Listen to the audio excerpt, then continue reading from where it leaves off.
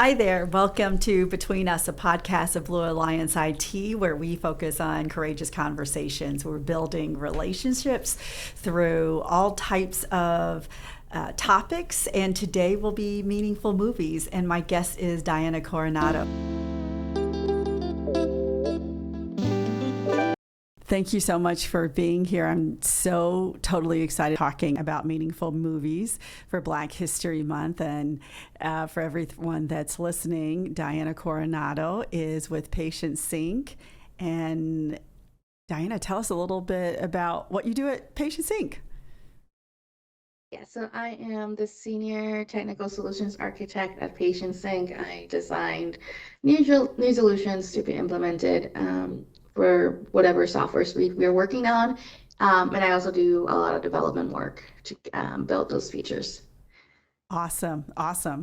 And you're like a crazy movie buff, and I'm so I told Matt Chandler that was here last week when he said, Yeah. "Oh, Diana totally loves movies." I said, "I really think she's a walking encyclopedia." First, I actually want to start with some questions, rapid fire. So, first question. Are you up for it? Are you up for that? Yeah, absolutely. Okay, so first question, who's your first friend? First friend? Mm-hmm. This girl named Violet when we were like in kindergarten. Oh, kindergarten Violet. First love. Oh God, don't want to talk about it. First record. Vinyl records? Or like... It could be vinyl or the actual album. Okay. It could be CD. Shakira's like album before she went blonde, when she was still a brunette. I forget the name of it. First foreign holiday. Don't ask me what that means. Every probably holiday that I celebrate. First job. I used to be the chip person at a Mexican restaurant. It's like the people that bring you chips and salsa when I was 15. Yes. Right. First concert. Secondhand Serenade when I was in 8th grade. Oh, really? Yeah, they have one. They're like a one-hit wonder, I think, but it was great. We had like nosebleed seats. Oh my gosh, mine was Purple Rain, Prince. It was a little risque, and I was 9th grade, wore all purple. Yes, and we had gloves on, the lace gloves that he used to wear. All right, your first. What'd you say? You can't beat that. First school. School of probably pre-K. I forget the name of it. First kiss. Oh God, I don't remember his name. It was in high school. First teacher. Don't remember. I don't remember. First alcoholic. Okay, first alcoholic drink. I was 16 in a field somewhere in Ohio. And when was the last time you did something for the first time? That's a great question. We went to a disco rave a couple weeks ago. I've never been to a disco dance party, so that was the first time I did that. And I'm certainly dating myself, since disco was the rage when I was growing up. All right, cool.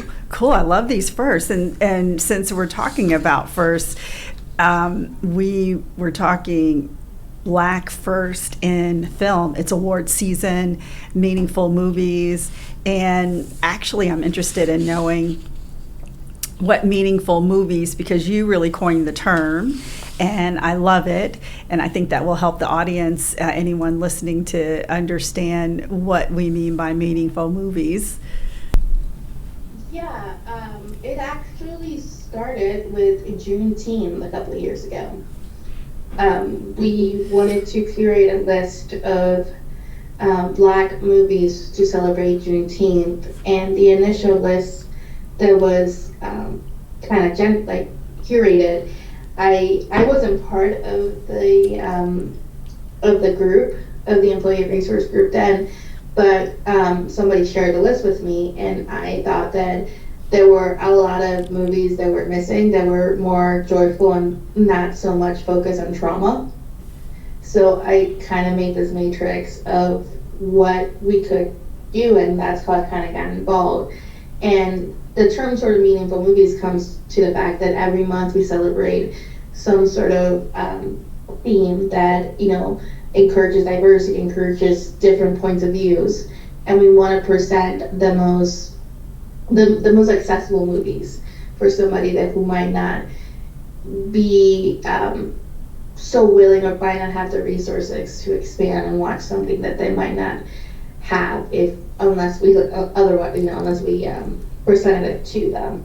So that's kind of how it came to be. But meaningful movies is just a way for us to curate lists and kind of sort them into approachable levels to where people can expand their viewpoints and horizons. I love hearing that, because what you did was make diversity and inclusion and created a platform for people to engage, and I really appreciate the fact that you said it doesn't have to be about trauma. But I did used to think to myself, why are all the films, especially about blacks, when I was growing up, why were they always about some trauma? And I'm not saying there's anything wrong with that, because I think that there certainly is a place for that. When we talk about inclusion, we really want to see the whole gamut of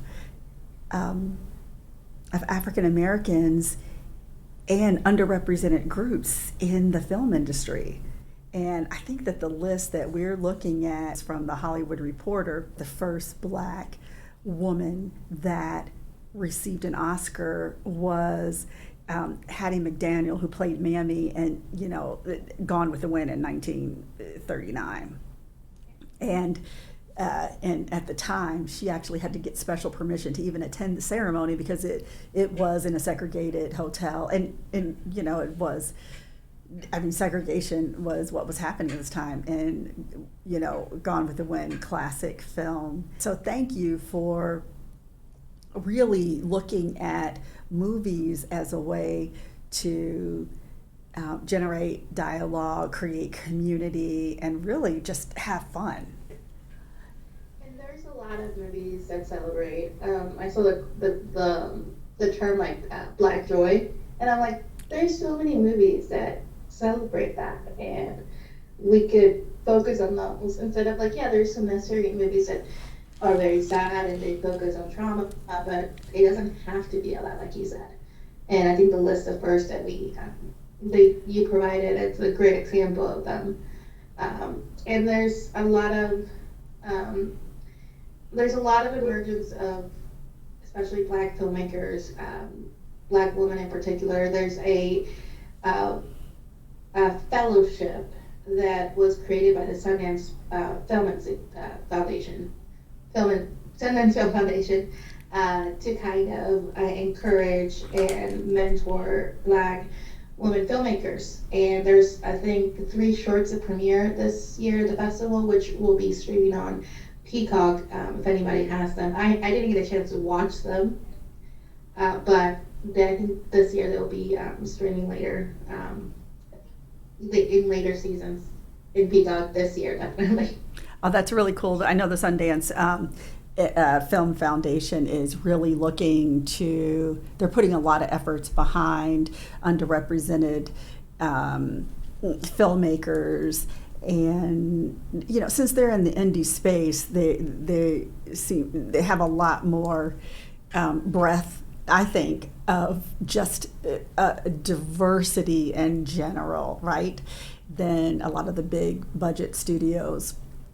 A little bit more accessibility when it comes to independent films, and because those budgets can be, you know, you can make great films on a dime. It really provides accessibility. Regina Davis, who was a Victoria's Secret model, she actually has a See Jane, a gender equity company where several years ago she started this company, and it's really more database, and it's identifying in film and TV and film where women are underrepresented. And really what she's been doing is presenting this data to studios, to industry experts to really make the case like, hey, you've got women or the lack of women who have this much percentage in a film, this much speaking roles, this much representation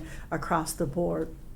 And it's really the work out there and trying to shine a spotlight on the talent. It's literally untapped talent that no matter what, the resilience of these filmmakers, where accessibility is really a barrier, they're still passionate. They're still making their films. And why don't we get into some of your recommendations? You want to point these films out? Definitely. I put up a couple articles on the list, but off the top of my head, if anybody has a chance to watch The Last Black Man in San Francisco, that is such a beautiful film about friendship and just living your life and generational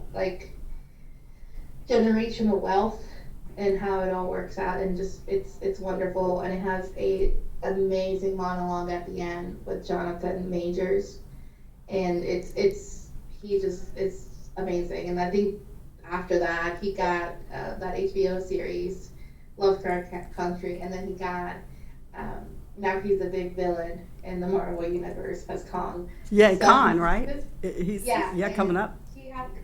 And he has another movie coming out called Magazine Dreams, which is a boxing movie. And of course then you have like all the Ryan Coogler movies, which are like Creed 2, and then Michael B. Jordan is directing the third one. Oh, that's right, Creed.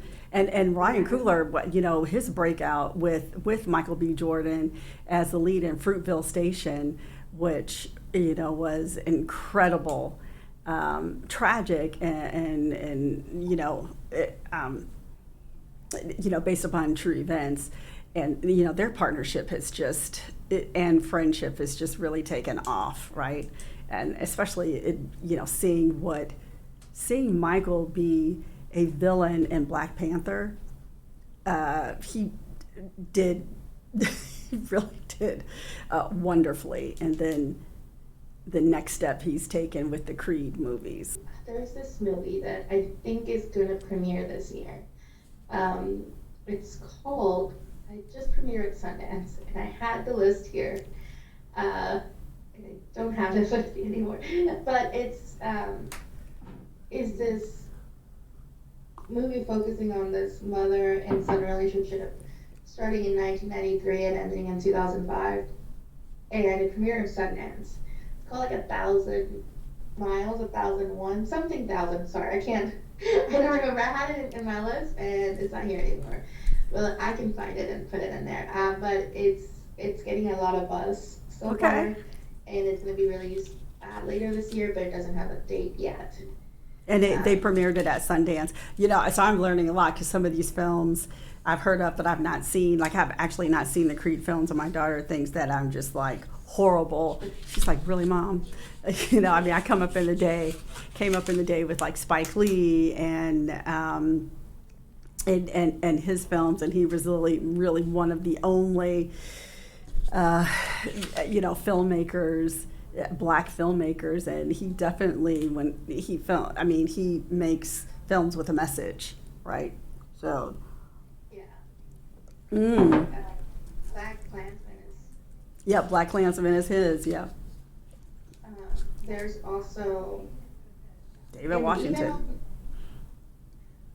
Sorry. David Washington, Denzel's son. My goodness gracious. Yeah. David John, he was great in Tenet. Not a lot of people saw Tenet, and it's a very confusing movie. I love Tenet because it's Christopher Nolan, right? It is. I mean, of course it's confusing. It's, a psychological twist on and thriller and action and all that. He's certainly, talk about a man walking in taking the next step built upon his father, whom I have an unhealthy crush, Denzel Washington. He was great. He was also great. If we move to television, what's it called? Oh my God. Which one, David Washington or Denzel Washington? David Washington. Oh, he moved. Oh, he did. Didn't he do something with Zendaya? That's Mockumentary. Yeah. It was Zendaya and him, and it was by that black and white movie, right? That Mm-hmm. It was directed by the director of Euphoria, Sam Levinson. Yes, yes. That one was actually really good. I think Zendaya is also one of the big figures right now. She just won the Emmy back-to-back for Best Actress for Dramatic Series. For Euphoria, right? For Euphoria? Euphoria, she's amazing in Euphoria. Yeah. And to think she started out in Disney. And this list is not even just about actors. It's about, directors. I'm thinking of, of course, I'll always have Denzel Washington at top of mind. When Denzel took on that role of being a bad guy and then won the Oscar in Training Day, that was Antoine Fuqua's film. Antoine Fuqua did, works a lot with George Clooney, the Three Kings, and is that right? I think that's his film. I think Antoine Fuqua is his film. Sniper, is it? Shooter. And F. Gary Gray and these amazing directors.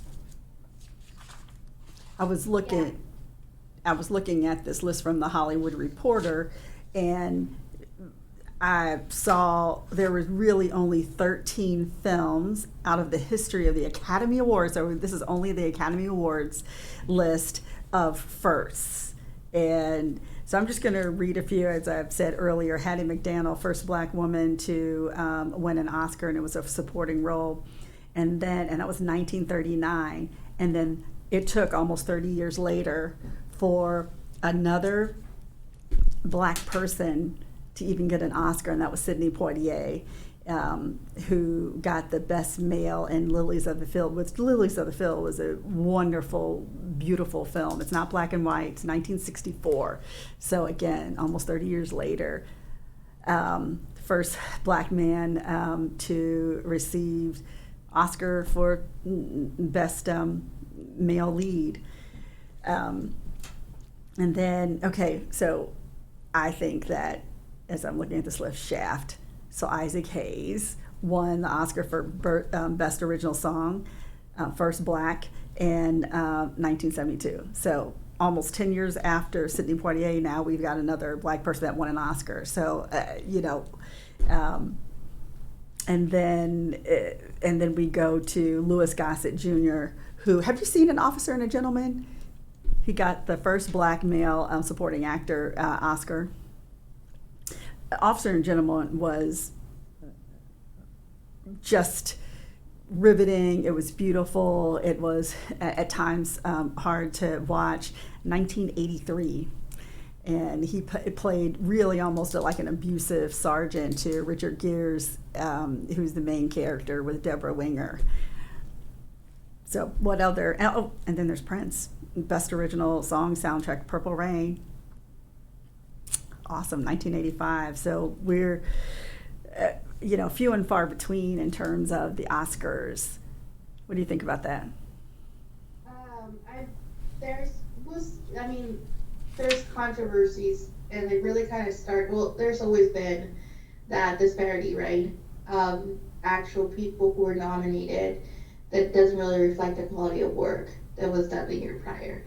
So, like in 2015, there was a big controversy about, it was like the hashtag Oscar so white. Oh, yeah.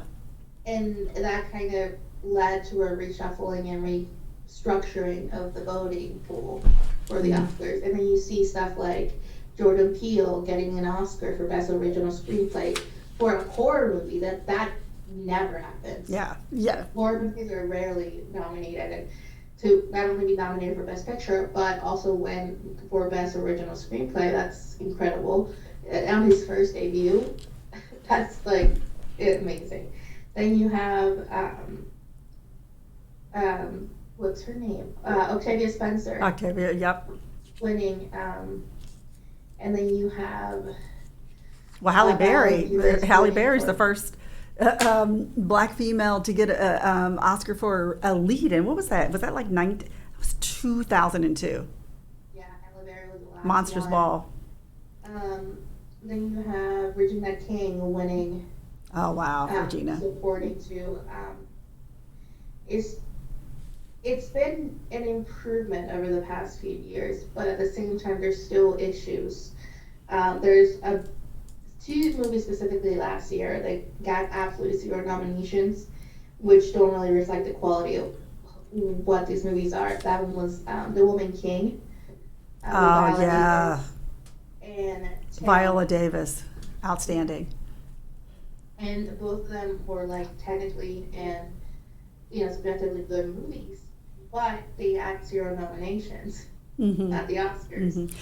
So Well, it's a campaign, It's a campaign. You have to hit the pavement to get to the voting members to say, hey, watch this, vote, if you don't know about this film. So part of the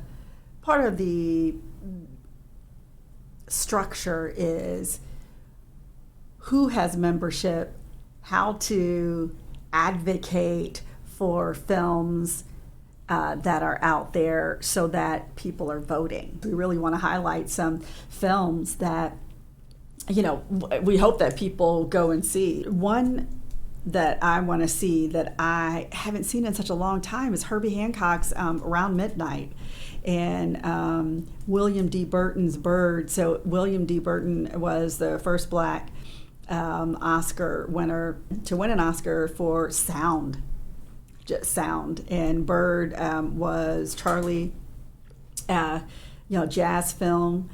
And some of these that I've not seen, and I'm excited to see. So I definitely want to hear about some more films that you think, comedies, holiday movies, anything Jordan Peele to me is just mind blowing. And I haven't even seen Nope yet. So yeah, Nope is amazing. Steve McQueen. Can't go wrong with Steve McQueen.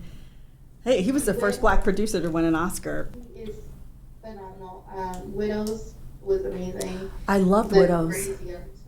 It's a good thriller kind of. That is. Mm-hmm.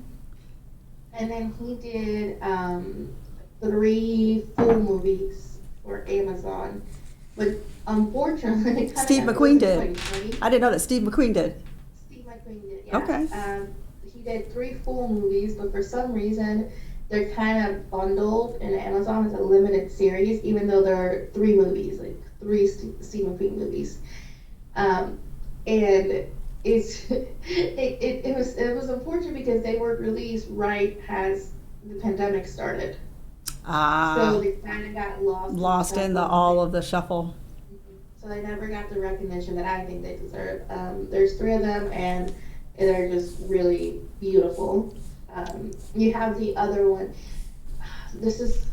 They got nominated for a few Oscars, and it's not necessarily happy or it's not too deep in glue, but I just think it's an amazing movie. It's called Judas and the Black Messiah. Oh yeah. Yeah, that one is great. Was it last year or 2 years ago? Soul, the animated film, received an Oscar. I think that I wish I had done my homework better, but Soul animated film. I think it's Jamie Foxx. See, this is that's why I have you on. I've not seen that, but it's an animated film that won the Oscar I think 2 years ago. So music and heartwarming story that I think is something that I need to put on my list. That's actually been in my queue for a while. Tell me about Miles and all of that. So it actually became sort of the perfect choice when we really thought about it. We wanted to introduce ourselves as promoting diversity and inclusivity, but at the same time picking something that was accessible and was going to appeal to the general public. And Into the Spider-Verse like hits every single box, right? It is the story, and personally, I think it's a better story than the comics of Miles Morales, who's an Afro-Latino Spider-Man. And it's about this biracial kid who is learning what it's like to have powers, learning with the dynamics of his parents and his relationship with his dad, his relationship with his uncle, and going through that as he is entering a different environment with a new school outside of his neighborhood, which is and this new school is primarily white, is very like academically rigorous, and he is just like struggling with the academics, struggling with making friends, just struggling in general. And it's just one of the best movies, I think, one of the best Spider-Man movies, but one of the best animated movies. I think it's just one of the best movies of the last 5 years. Oh, that's so cool. I got a chance. I finally watched that after you all brought that. It made that available for us to see via Plex, and I was amazed. Like, if you want to delve into like the indie space or like big budget movies, we had Candyman, which came out last year, I think. You talk about Jordan Peele's Candyman? Yeah. As it's award season, do you have any predictions of? I think Everything Everywhere All at Once is it's going to take everything, right? It's granted, I think it's deserved. I think it's a great movie. It comes from, it's such a good movie. It's hard to explain other than it's about everything everywhere all at once. Well, Michelle Yeoh, she's always been a favorite of mine anyway. And so I tend to agree with you. I think it's something different. We're talking about the multiverse. So thank you, Dr. Strange. That's been putting that out there so that folks who may not know about the multiverse, you can, get a sense of what that is and really the place where Michelle Yeoh and the character she plays in the family and really what her power is. So it's empowering, it's endearing. And I'm looking forward to see how they do. I put an article in the list in there how if we talk about people like Jordan Peele, or go back to Candyman, and like specifically in the horror genre, and that quote, because I really like that quote from Jordan Peele, that the big trope used to be that usually the black character dies first. Oh my goodness, yes, always. Always. That became kind of a joke in like the parody movies, like Scary Movie and whatnot, right?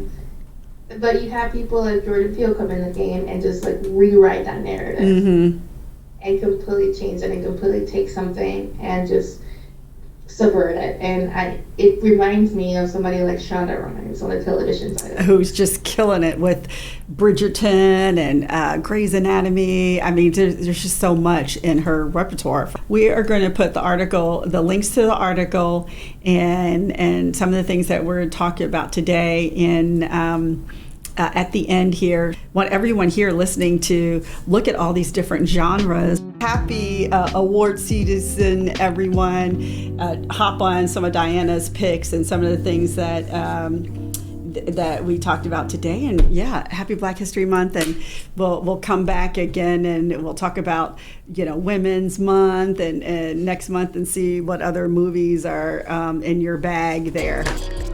Between Us with Diana Coronado. Thanks. Meaningful movies. Off the top of my head. Why do I love this? I totally forgot it's Valentine's Day. Love and Basketball. Last holiday.